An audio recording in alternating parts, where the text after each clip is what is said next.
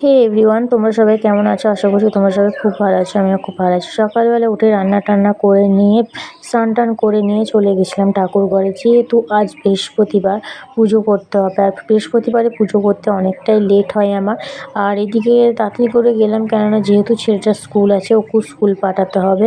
এদিকে ঠাকুরের কাজটা দেখছি একটু অপরিষ্কার হয়েছে, সেখানটা আমাকে ক্লিন করতে হবে। তারপর আমি ক্লিন টিন করে নেওয়ার পর তারপর যতটুকু ফুল পেরেছি আমি ততটুকু আমি জোগাড় করেছি, কারণ এখানে মধ্যরাত থেকে ফুল সবাই তুলে নেয়, পায় না। আর এটা হচ্ছে আমাদের মাঠের কালী, ডাকাত কালী। এটা হচ্ছে মা মনসা। আর এটা হচ্ছে কঙ্কালী মা। আর আমার কঙ্কালী মা, যেহেতু আমার মামার বাড়ি হচ্ছে বোলপুর শান্তিনিকেতন, ওখান থেকে কঙ্কালীতলা খুব কাছে, সেখান থেকে আমার মা এই পিকচারটা এনেছিল।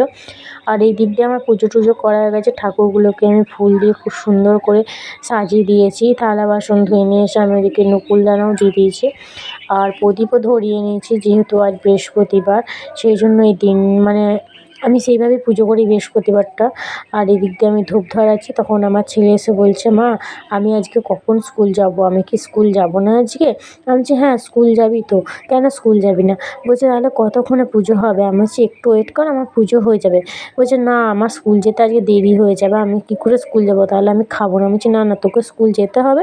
তুই এক কাজ কর, আজকে স্নানটা করে নে আর ওই ব্যাগটা একটু গুছিয়ে নে, ততক্ষণে আমি পুজোটা কমপ্লিট করে আসছি। বলছে, তার মধ্যে হয়ে যাবে তো? আমি বলছি, হ্যাঁ হ্যাঁ হয়ে যাবে, তুই ততক্ষণে একটু করে নে তোর কাজটুকু আজকের দিনটায়। তারপর ও দেখলাম বুঝে শুনে চলে গেল। চলে যাওয়ার পর এদিক দিয়ে আমি ঠাকুরগুলোকে সব ধূপ দেখে নিলাম।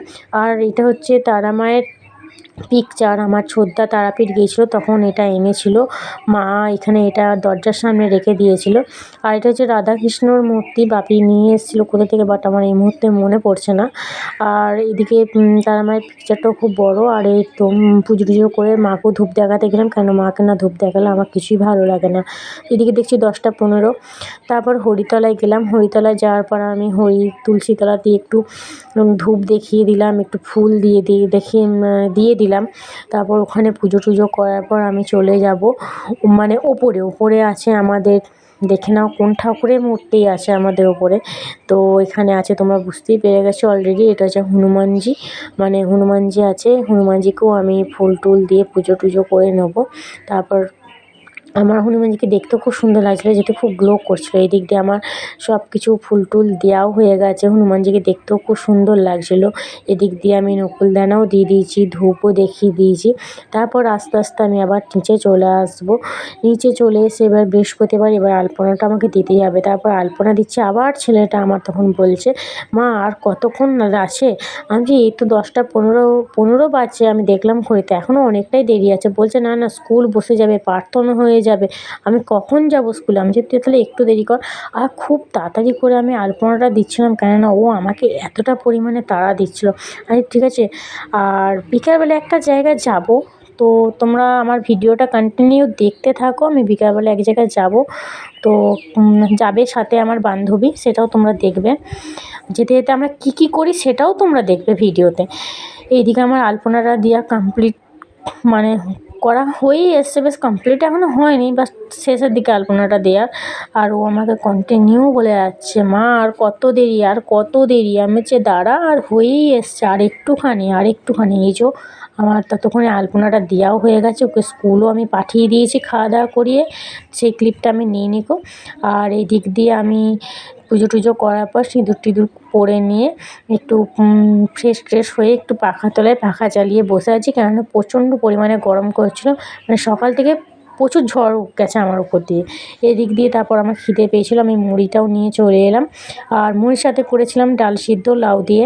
তারপর বৌদি আমাকে অনেকবার ফোন করেছিল, আমার বৌদিকে ফোন করাই হয়নি, কেননা বৌদি যতবার ফোন করেছে, নয় আমি স্নান করছি, নয় আমি পুজো করছি, তাই আমি আর ফোনটা ধরতে পারিনি। কিন্তু বৌদিকে 2-3বার ফোন করার পর বৌদি 4বার ফোনটা ধরেছিল। তারপর বৌদির সাথে আমি কথা বলার পর আমি চলে গেলাম শাক বাছতে, যেহেতু এটা হচ্ছে আমাদের জমির শাক। বাপি সবজি চাষ করে সব রকমেরই, তাই বাপি মাঠ থেকে নিয়ে এলো, দিয়ে আমাকে বললি একটু শাক ভাজা খেতে ভালো লাগে, সেই জন্য শাকটা বেছে নিলাম। এই দিক দিয়ে দেখছি আইসক্রিম যাচ্ছে, তাই একটু বাইরে এলাম, দেখলাম কী কী আইসক্রিম আছে, বাট এতগুলো ছবি দেওয়া আছে, সেই আইসক্রিম কিছুই ছিল না এনার কাছে। তাই আমি বললাম, কি খাই? তারপর বললাম, ঠিক আছে 10 টাকা দামে একটা বাটারের দাও, ও কাকু বলল যে না নেই, আর আমাকে উল্টোপাল্টা আইসক্রিম দেখিয়ে বলছে এটা ভালো হবে ওটা ভালো হবে। আমি বলছি না আমি যেটা খাই তুমি কি আমাকে সেটা দিতে পারবে? বলল না সেটা আমার কাছে নাই। আমি ঠিক আছে তাহলে একটা 10 টাকার বাটি দাও সেটাই খাই। বাট সেটা নিয়েও আমি বাড়ি গিয়ে দেখলাম খুবই বাজে। তারপরে দুপুরে খাওয়া দাওয়া করে ঘুম থেকে উঠে পড়েছি, এদিকে রেডিও হয়ে গেছি, বিকালবেলা এক জায়গায় যাবো বলেছিলাম। তারপরে দেখছি এত রোদ, তখন বাজছে 5:30, তখনও দেখছি প্রচণ্ড রোদ। এইদিকে আকাশটাও দেখতে খুব ভালো লাগছে, আর এই রোদে তো গেলে আমি ঝলসে যাবো। এই যে এইটা হচ্ছে আমার ছেলের জাহাজ, এই জাহাজটাকেই আমি বাগাতে যাচ্ছি পাশের গ্রামে। আস্তে আস্তে যাচ্ছি, আর এতটাই অবস্থা খারাপ করে রেখেছে যে আমি যেতে পারছি না, সাইকেলটা টানতে পারছি না। এই দিক দিয়ে আস্তে আস্তে আমি যাচ্ছি, আর এখানে সব একদল বসে আছে বাড়ির পাশেতে। তারপর অবশেষে এই যে এনার দেখা পেলাম, অনেকক্ষণ দাঁড়িয়ে দাঁড়িয়ে দাঁড়িয়ে দাঁড়িয়ে। তারপর উনি তো আমাকে যেখানেই যায় সেখানেই বলে হ্যাঁ তুই রেডি হয়ে নে। আমি রেডি হয়ে গেছি। তারপর ওর বাড়ির সামনে গিয়ে দেখবো কিচ্ছু হয়নি ওর। তারপর ও রেডি হয়ে তারপর দুজনে আস্তে আস্তে হাঁটতে হাঁটতে যাচ্ছি। আলাম আমাদের যেখানে 1 ঘন্টা যেতে লাগবে সেটা আমাদের 2 ঘন্টা আগে বেরোতে হবে, কেননা আমরা কীভাবে যাই বলতো?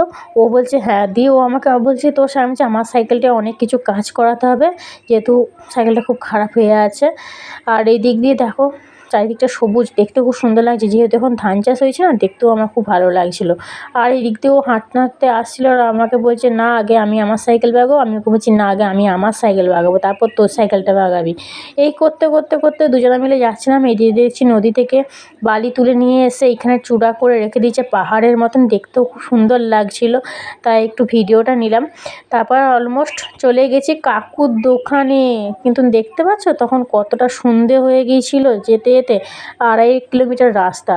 তারপর খুব খিদে পেয়ে গিয়েছিলো, তারপর চলে গেলাম আমরা দুজনা ফুচকার দোকানে ফুচকা খাবো বলে, যেহেতু ফুচকা তো সব মেয়েদেরই একটা ফেভারিট জিনিস না। তারপর এখানে ফুচকা খাওয়া হয়ে গেল। তারপর ও আমাকে নিয়ে গেল পকোড়ার দোকানে। পকোড়া আছে, ডিমের চপ আছে, সব কিছু এখানে পাওয়া যায়, বাট আমাকে বললাম চিকেন পকোড়া খাবো। ও আমাকে চিকেন পকোড়া খাইয়েছে, আমি ওকে ফুচকা খাইয়েছি। তারপর ও চলে গেল মিষ্টির দোকানে ওর বাড়ির জন্যেও কিছু নিতে, যেহেতু ওর মায়ের জন্য ভাইপো আছে। তারপর দুজনে আস্তে আস্তে যাচ্ছি। আমি দেখ তো সাইকেল মনে হয় বাগানো হয়নি। তারপর দেখছি বাগানো হয়ে গেছে, সাইকেলটা দাঁড়িয়ে রয়েছে। তারপর ও সাইকেলে যখন নিতে গেল তখন দেখলো সাইকেলটা মানে ঠিকঠাক বাগানো হয়নি, তাই ও সাইকেলটা রেখে দিয়ে এলো। দিয়ে দুজনে একটা সাইকেলেই আসছি। আস্তে আস্তে ও আমাকে বলছে কালকে বিকালে আবার যাবো। আমি বলছি না আমার সাইকেল যখন বাগানো হয়ে গেছে আমি আর যাবো না, তুই একা একাই চলে যাবি। আর ও আমাকে বলছে আমি এতটা টেনে নিয়ে এলাম, তুই কি আমাকে একটু টেনে নিয়ে যাবি না? আমি বলছি ঠিক আছে আমি টেনে নিয়ে যাবো। দেখা হচ্ছে আবার পরবর্তী ভিডিওতে, ততক্ষণে তোমরা ভালো থাকবে সুস্থ থাকবে।